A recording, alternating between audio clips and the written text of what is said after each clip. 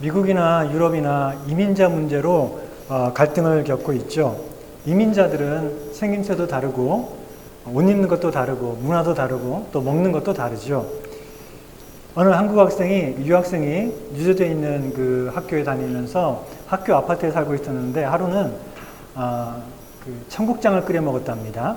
된장국도 아니고 청국장을 끓여 먹었는데, 그런데 그 아파트 건물에 살고 있던 사람들이 그 학생 빼놓고 전부 다 바깥으로 피신을 나갔다라고 합니다.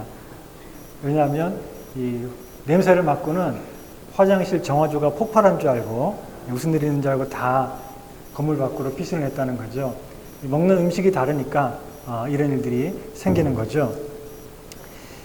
이민자들은 특히 종교가 다른 경우가 많이 있죠. 그래서 낯선 사람, 이방인 취급을 받는 경우가 많습니다. 미국은 그래도 기독교 사회인데 이민자들 중에 많은 사람들은 불교, 힌두교, 이슬람교 이런 종교들을 믿고 있고, 그래서 가끔 보시면 힌두교 전통 복장을 입고 다니거나 히잡을 뒤집어 쓰고 다니는 사람들이 있죠. 그러니까 사람들이 볼 때 굉장히 낯설고 이상하게 보이고, 그래서 그런 사람들이 다 그 귀화해서 미국 시민이 되었다라고 해도 왠지 이방인 취급을 하는 경향이 있습니다. 문화적으로, 종교적으로 너무나 다르기 때문에 그렇죠. 성경에서 이방인이라고 할 때는 하나님의 백성이 아닌 사람들을 이방인이라고 합니다. 구약시대에는 이스라엘 백성들이 하나님의 선택함을 받은 백성들이고, 그 이스라엘 백성 외의 모든 주변의 민족들은 다 이방인이었습니다. 블레셋, 바벨론, 애굽, 암몬, 이 모든 열방들은 다 이방인이었고, 그리고 신약 시대에는 예수님을 믿는 사람들이 하나님의 백성이고 믿지 않는 자들을 성경에서는 이방인이다 이렇게 표현을 하고 있습니다. 그만큼 서로 다르고 구별된다는 것이죠. 그런데 안 믿는 사람들은 우리들을 이방인 취급합니다. 그들이 믿는 신들을 섬기지 않고 그들과 너무나 다르기 때문에, 이상하기 때문에 오히려 우리들을 낯선 사람, 이방인 취급을 하는 것이죠. 그래서 오늘 본문 4절에 보니까 이러므로 너희가 그들과 함께 그런 극한 방탕에 다름질하지 아니하는 것을 그들이 이상히 여겨 비방하나 이렇게 말씀하고 있습니다. 여기서 이상히 여긴다, 세상 사람들이 우리들을 이상하게 여겼다, 이 말은 헬라어로는 크세니존타이라는 말인데, 이 말은 이방인이라는 뜻을 가진 크세노스랑 같은 어근을 가진 말입니다. 그래서 이 말은 이방인처럼 낯설고 이상하게 여긴다, 그런 말입니다. 세상 사람들이 자기들이 이방인인데 우리가 하나님의 백성인데 오히려 그 사람들이 우리들을 보고는 굉장히 이상한 사람, 낯선 사람 취급을 하고 이방인처럼 여긴다는 것입니다. 왜냐하면 우리들은 그들과 다르고, 그래서 다르다는 것이 그들을 불편하게 만들고 또 화나게 만들기 때문이죠. 요한복음 15장 19절에 보면 예수님께서 이렇게 말씀하십니다. 너희가 세상에 속하였으면 세상이 자기의 것을 사랑할 것이나 너희는 세상에 속한 자가 아니요 도리어 내가 너희를 세상에서 택하였기 때문에 세상이 너희를 미워하느니라 라고 말씀하고 있습니다. 세상이 왜 하나님의 백성을 미워합니까? 이방인들이 왜 하나님의 백성들을 낯선 사람 취급하고 이방인 취급하고 미워합니까? 다르기 때문에, 그들과 다르기 때문에 싫어하고 미워하고 핍박한다는 것이죠. 자, 그러면 믿는 사람들은 세상 사람들과 뭐가 그렇게 다른가요? 어떤 점에서 우리가 다릅니까? 우리가 다 똑같지만 겉보기에도 살아가는 것도 보면 별 차이가 없지만 그래도 우리는 천국 가는 티켓을 가지고 있으니까 그게 다른가요? 죽으면 우리는 다 천국 가니까 그게 다른가요? 그렇진 않죠. 세상 사람들은 여전히 죄악 가운데 살아가지만 우리들은 그 죄악을 벗어나서 하나님의 의로운 백성으로 살아가고 있기 때문에 이것이 다른 점입니다.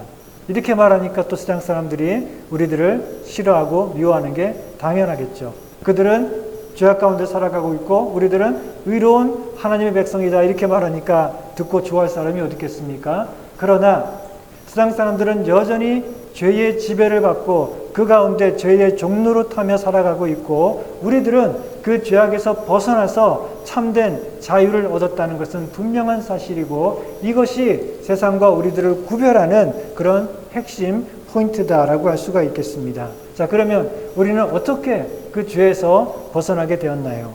오늘 본문 1절에 보니까 그리스도께서 이미 육체의 고난을 받으셨으니 너희도 같은 마음으로 갑옷을 입어라. 이는 육체의 고난을 받은 자는 죄를 그쳤음이니라고 말씀하고 있습니다.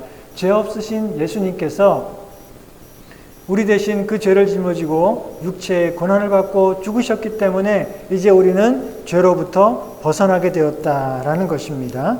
더 이상 죄는 우리를 지배할 수 없게 되었습니다. 죄는 힘을 잃어버렸기 때문에 그렇습니다. 여러분, 죄가 언제 힘을 잃어버립니까? 죄가 힘을 잃어버리는 것은 그 죄에 대한 대가를 다 치르고 나면 죄는 더 이상 그 사람을 괴롭힐 수 없고 그 힘을 잃어버리고 맙니다. 범죄자가 죄를 짓고 나서 도망다니면서 늘 불안하고 초조하죠. 왜냐하면 잡혀서 감옥 갈까봐 늘 불안하고 초조해가지고 잠을 자도 두 다리를 못 뻗고 잔다 그런 말도 있죠. 그렇지만 잡혀가지고 감옥에 가서 그 죄값을 다 치르고 나면 그리고 나오면 어떻습니까? 그러면 더 이상 두려워하거나 불안하거나 초조할 게 없죠. 죄의 값을 다 치렀으니까 이제는 마음이 편합니다. 그러니 집에 가서 두 발 뻗고 편하게 잘 수가 있겠죠. 예수님께서 우리의 모든 죄값을 다 치르셨기 때문에 우리는 죄로부터 벗어났고 이제 더 이상 죄 때문에 불안해하거나 두려워하거나 초조할 필요가 없다는 것입니다. 그런데 예수님께서 죽으시고 죄값을 치르셨는데 왜 우리가 죄에서 벗어나게 됐을까요? 이건 너무 얌치 아닌가요? 내가 죄값을 치르고 나면 그러면 더 이상 그 죄에 대해서 걱정하거나 불안하거나 두려워할 필요 없고 마음 편하게 된다는 건 이해가 되는데 예수님께서 죄값을 치르셨는데 왜 내가 그 죄에서 벗어나게 되었을까요? 예수님과 생판 남남인 내가 예수님이 죄값을 치르셨는데 내가 운 좋게 그 죄에서 벗어나게 됐다라고 하면 얌체 같은 짓이죠. 그래서 세상 사람들이 이 복음을 믿지 않는 것은 우리가 믿는 이 복음이 우리가 말하는 것이 너무 터무니없고 어떻게 보면은 양심 없는 사람의 이 도둑놈 심보처럼 느껴지기 때문입니다. 예수님이 형벌을 받으셨는데 자기들은 아무것도 안 하고 자기들이 죄에서 벗어났다라고 좋아하니까 이게 뭔가 잘못된 거죠. 세상 사람들은 천국 가고 싶어서 열심히 착하게 삽니다. 열심히 노력하는데 그런데 어떤 사람들은 자기는 예수를 믿었기 때문에 별로 착하지도 않은데 자기는 천국 간다 이렇게 말하면은 왠지 세상 사람들이 볼 때는 괜히 얌체 같은 사람한테 쇠치기 당한 그런 기분이 들지 않겠습니까? 나는 열심히 그래도 양심적으로 살려고 그러고 하는데 저 사람은 전혀 천국 갈 만한 그런 사람도 아닌데 단지 예수를 믿었다는 것 때문에 그 예수 때문에 자기가 용서받고 자기가 천국 간다니 이런 일이 어디 있습니까? 그러니 그들이 복음을 이해하지 못하고 그 복음이 오히려 터무니없어 보이니까 거부하게 되는 것이죠. 그런데 이것은 그들이 복음을 제대로 깊이 이해하지 못하기 때문에 그러죠. 예수님이 형벌을 받으셨는데 아무 관계없는 내가 그냥 운 좋게 죄 용서를 받은 것은 아니죠.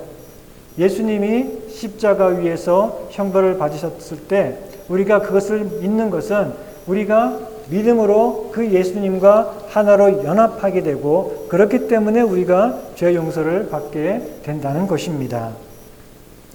우리가 예수님을 믿는다는 것은 그래서 예수님의 죽음이 나의 죽음이라는 것입니다. 나와 관계없는 어떤 사람이 죽어서 내가 운 좋게 죄 용서를 받는 것이 아니라 그 예수님의 죽음이 곧 나의 죽음이고 그 예수님이 새 생명으로 부활하는 것이 곧 나의 새 생명이다라는 것을 믿기 때문에 우리가 구원을 받게 되는 것이죠. 그렇기 때문에 이것은 얌체 같은 짓도 아니고 쇠치기도 아니고 이것을 성경은 그리스도와의 연합이다라고 말씀하고 있습니다. 로마서 6장 3절부터 보면 말씀하기를 무릇 그리스도 예수와 합하여 세례를 받은 우리는 그의 죽으심과 합하여 세례를 받은 줄을 알지 못하느냐. 그러므로 우리가 그의 죽으심과 합하여 세례를 받음으로 그와 함께 죽어서 장사되었나니 이는 아버지의 영광으로 말미암아 그리스도를 죽은 자 가운데서 살리심과 같이 우리도 또한 새 생명 가운데서 행하게 하려 함이다 라고 말씀하고 있습니다.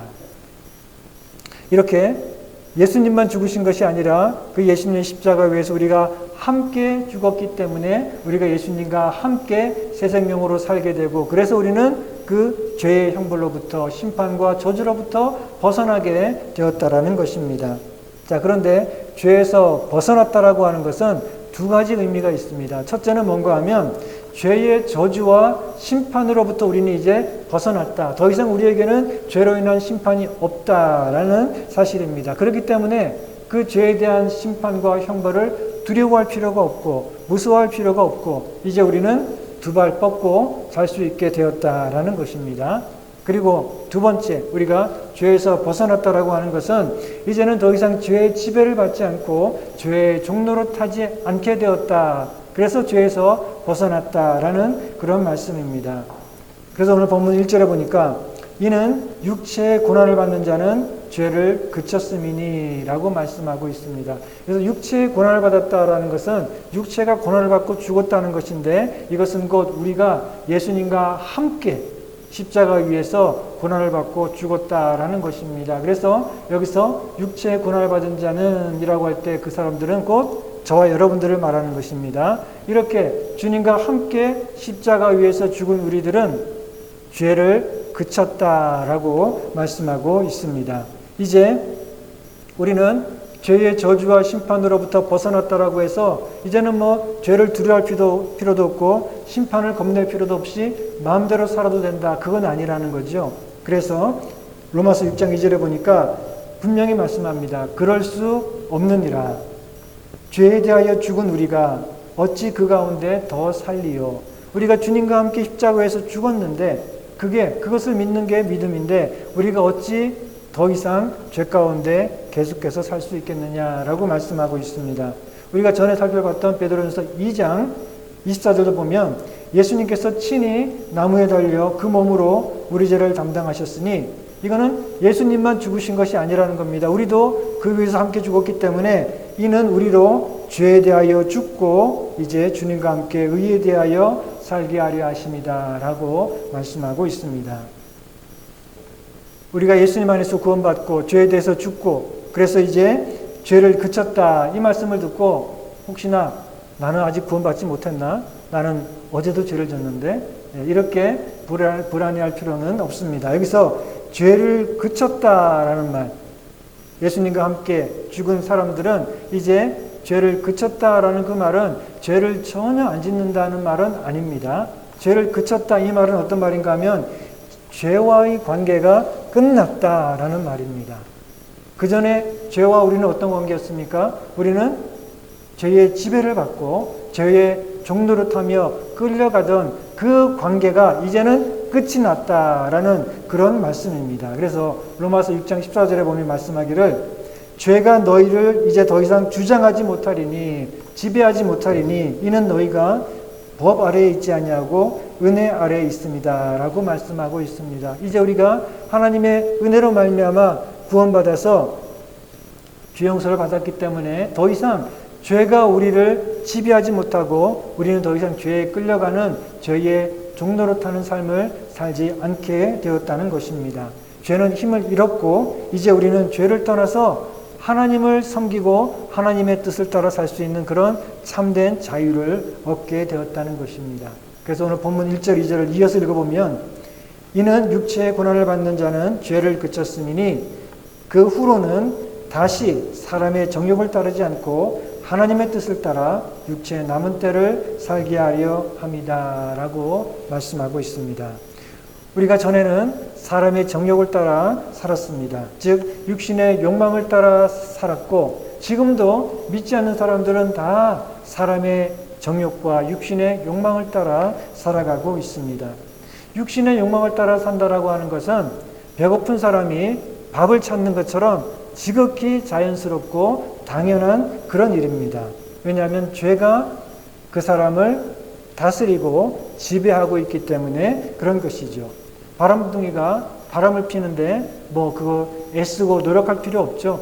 저절로 자연스럽게 바람을 피는 것처럼 사기꾼이 입만 열면 술술술술 저절로 막 거짓말이 나오는 것처럼 죄의 지배를 받고 죄의 종로로 타던 사람들은 사람의 정욕, 육신의 욕망을 따라 사는 것이 너무나 자연스럽고 그리고 당연한 그런 일들이었습니다.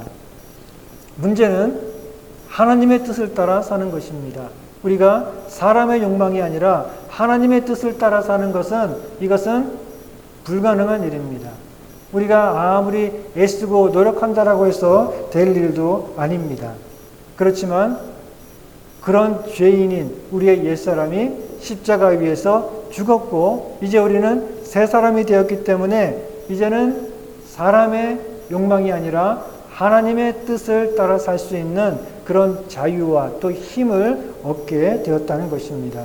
그렇기 때문에 세상 사람들과 우리는 서로를 이방인이라고 볼 만큼 그렇게 아주 다른 것입니다. 세상 사람들은 뻔히 죄인 줄도 알고 그 죄를 따라 살아가게 되고 어떤 것들은 하나님이 미워하시는 죄인데도 그게 죄가 아니다라고 하면서 그 가운데 살아갑니다. 예를 들어서 우리 전에 보았던 베드로전서 2장 1절에 보면은 그러므로 모든 악독과 모든 기만과 외식과 시기와 모든 비방하는 말을 버리라 라고 말씀하고 있죠. 여기 나오는 이 죄들은 전부 다 다른 사람들에게 해를 끼치는 것이고 해서는 안 될 그런 잘못이라는 것을 모든 사람들이 다 알고 있고 인정하는 그런 죄들입니다. 그렇지만 죄의 지배를 받으며 살아가는 사람들은 여기서 벗어날 수가 없습니다. 잘못된 줄을 알지만 거짓말하고 미워하고 비방하고 시기하고 이런 것들이 분명히 다른 사람들을 해치고 상처 주는 잘못된 것인지를 알지만 거기서 벗어날 수가 없습니다. 왜냐하면 죄의 지배를 받고 종노릇하며 살기 때문이죠. 그리고는 그 가운데 살아가면서 이거는 누구나 어쩔 수 없는 일이다 라고 하면서 살아갑니다. 그런데 오늘 말씀하고 있는 이 죄의 리스트를 보면 그건 좀 다릅니다.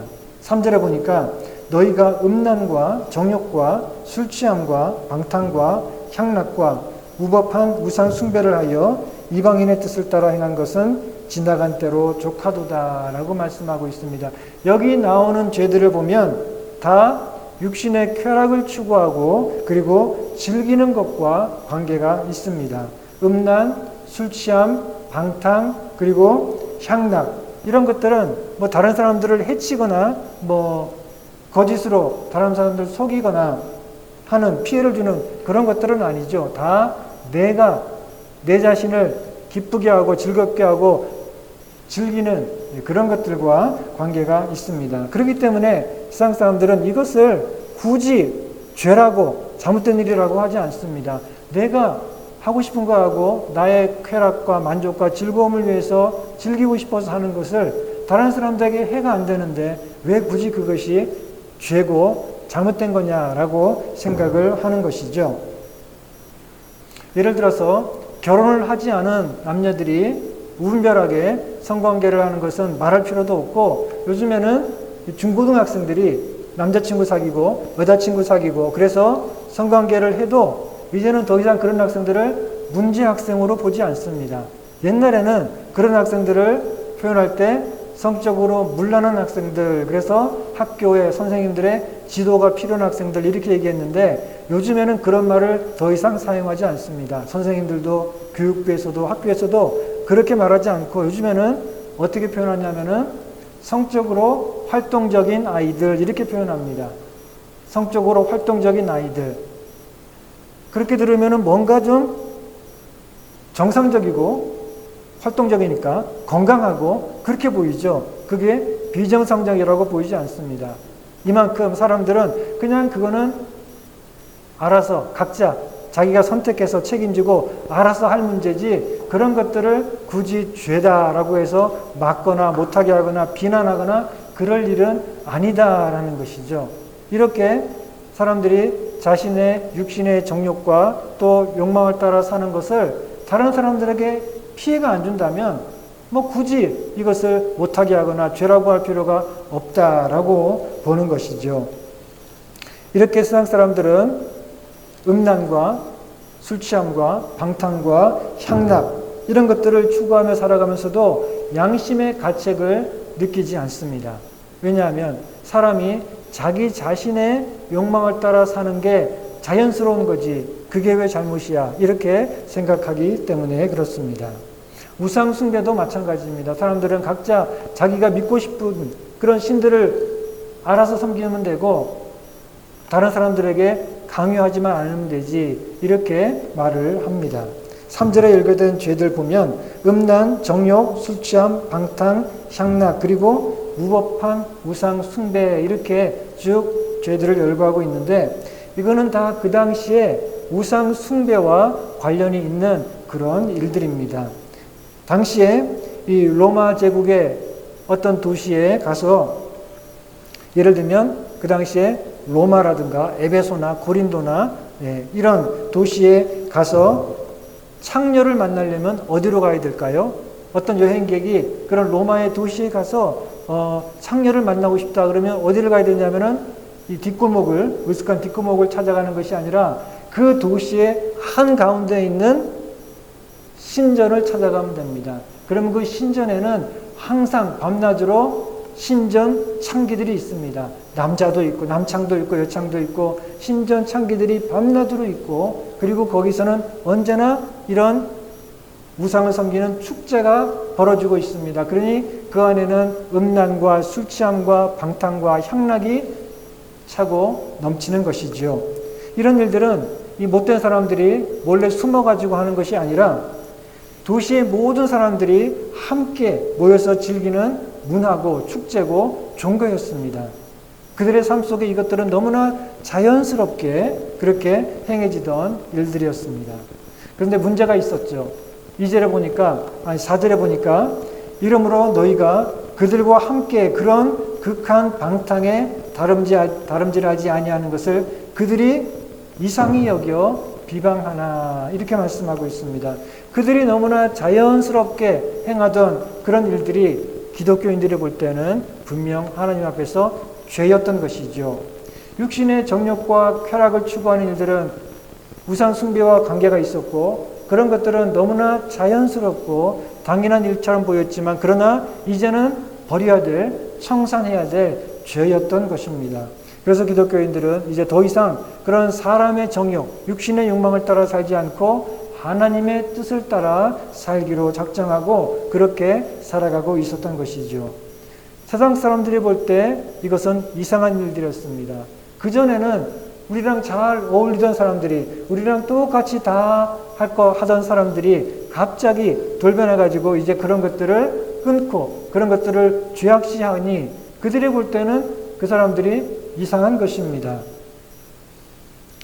그래서 그들은 이 기독교인들이 굉장히 낯설어 보이고 마치 그들과 함께 살고 있지만 이방인처럼 그렇게 보이기 시작한 것이죠. 사람들은 자신과 다른 사람을 보면 어떤 느낌이 들까요? 사람들은 자기와 좀 다른 사람을 보면 불편합니다. 그리고 나중에는 그런 사람들을 비방하게 됩니다. 여러분, 외눈박이 마을에 사람들이 다 눈이 하나밖에 없는데 이 외눈박이 마을에 두 눈을 가진 사람이 들어오면은 그러면 누가 누구를 놀릴까요?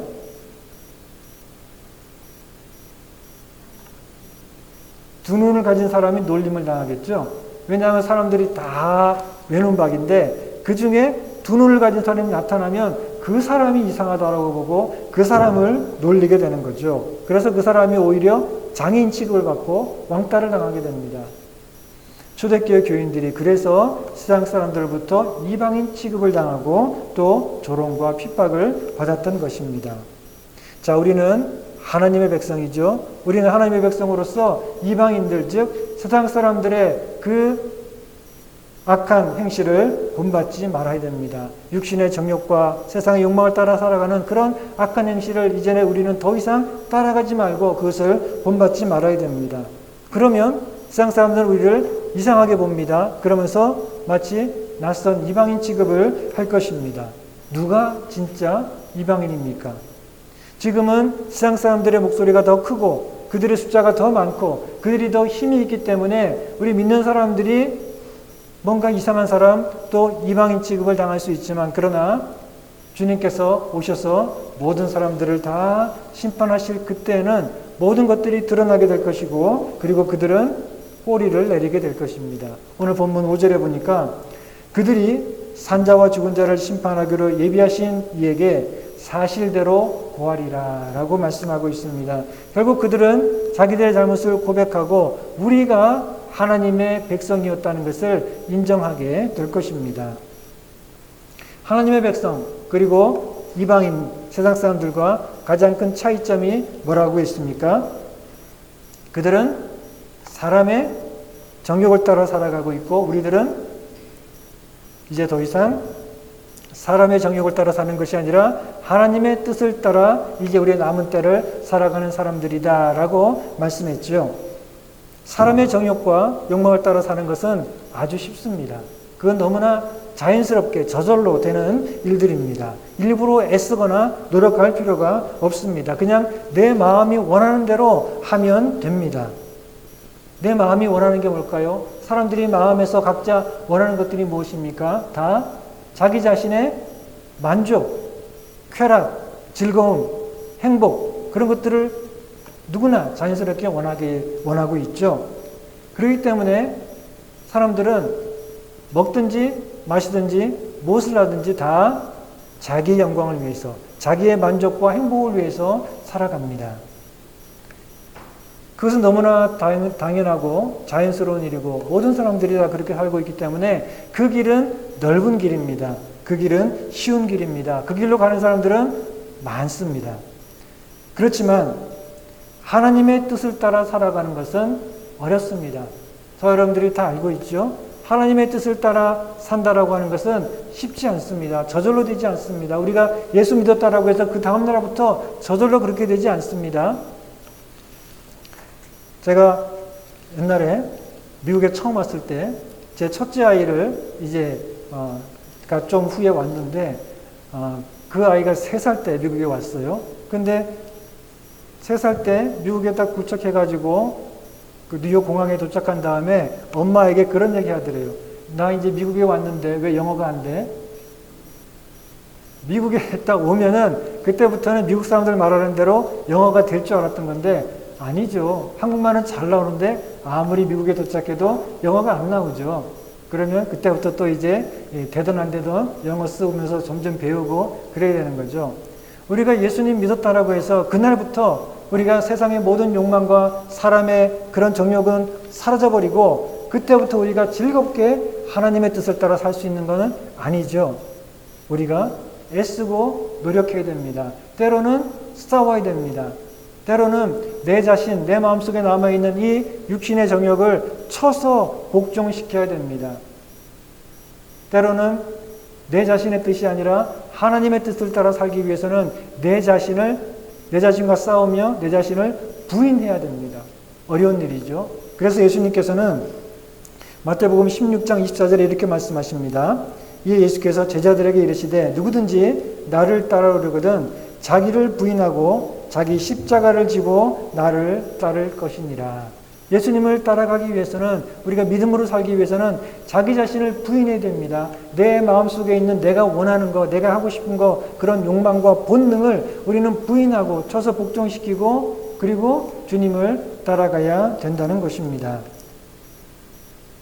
그렇기 때문에 그 길은 좁은 길이고 힘든 길입니다. 십자가를 지고 주님을 따라가야 되는 길입니다. 그렇지만 그 길은 생명의 길이고 구원의 길이죠. 예수님께서는 마태복음 17장 13절 14절에 말씀하기를 좁은 문으로 들어가라. 많은 사람들이 넓은 문으로 가지만 우리들은 좁은 문으로 가야 됩니다. 좁은 문으로 들어가라. 멸망으로 인도하는 문은 크고 그 길이 넓어 그리로 들어가는 자가 많고 생명으로 인도하는 문은 좁고 길이 협착하여 찾는 이가 적음이라 라고 말씀하고 있습니다. 넓은 길로 가는 사람들 그리고 좁은 길로 가는 사람들이 있는데 누가 누구를 조롱하고 비웃을까요? 넓은 길로 가는 사람들이 좁은 길로 가는 사람들을 조롱하고 비웃습니다. 아니, 왜 저렇게 고생한대? 왜 저렇게 힘든 길을 저렇게 간대? 왜 저래? 그렇지 않겠습니까? 넓은 길 놔두고 쉬운 길 놔두고 왜 저렇게 힘든 길, 좁은 길, 왜 저런 길을 가가지고 그렇게 고생을 한대? 그러면서 오히려 조롱하고 비웃을 것입니다. 그래서 세상 사람들은 우리 믿는 사람들을 이해하지 못하고 비웃고 조롱하는 것입니다. 그러나 그렇다고 해서 주눅들거나 또는 낙심하지 마시기 바랍니다. 이 길이 좁은 길이지만 십자가의 이 길이 곧 생명의 길이고 구원의 길이기 때문에 그렇습니다. 그리고 이 길이 좁고 힘든 길이지만 그러나 사실 우리들에게는 너무나 자연스러운 길이라고 할 수 있습니다. 왜냐하면 육신의 정욕을 따라서 그것이 당연하고 그래서 자연스럽게 그 육신의 정욕을 따라 살아가던 우리의 옛사람은 어디 갔습니까? 죽었죠. 십자가 위에서 우리가 예전에 사람의 정욕을 따라 살아가던 옛사람은 이미 십자가 위에 죽었고 이제 우리는 주님과 함께 새 사람이 되었기 때문에 그렇습니다. 그래서 우리가 가는 이 길이 힘들고 또 좁은 길이지만 우리들에게는 이 길이야말로 너무나 자연스럽고 당연한 그런 생명과 구원의 길이라는 것입니다. 사랑하는 성도 여러분, 이제부터 우리 육체의 남은 때를, 우리 인생의 남은 시간들을 이제 더 이상 사람의 정욕과 세상의 욕망을 따라서 살아가지 말고 하나님의 뜻을 따라서 살아가는 복된 성도님들, 하나님의 백성들 다 되시기를 주님의 이름으로 축원합니다.